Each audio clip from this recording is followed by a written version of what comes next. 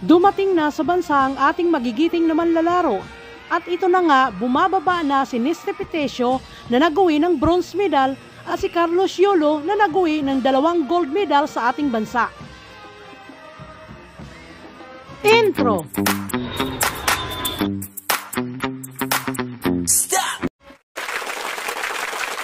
Ayan, syempre batiin muna natin ang nagbigay ng karangalan sa Pilipinas na si Carlos Yolo. 2 gold medal sa artistic gymnastic, ang men's floor at men's vault. Wow!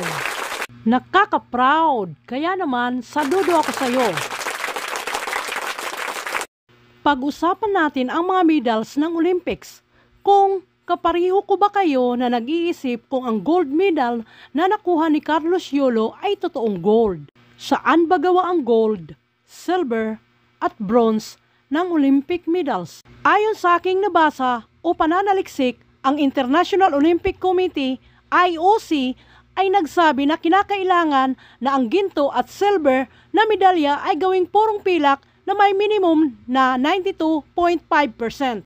Kaya ang gintong medalya ay mayroong 92.5% na purong pilak at mayroong 6 grams na gold plating at tumitimbang na 529 grams in total at may halagang humigit kumulang na $750 hanggang $850.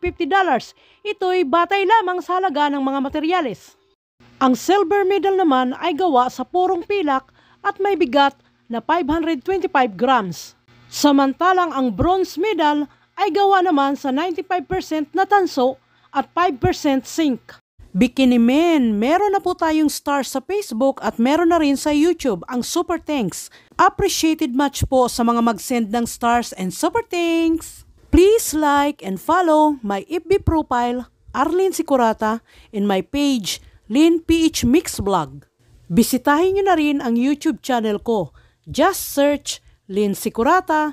Mag-subscribe para lagi kayong updated sa bago kong upload.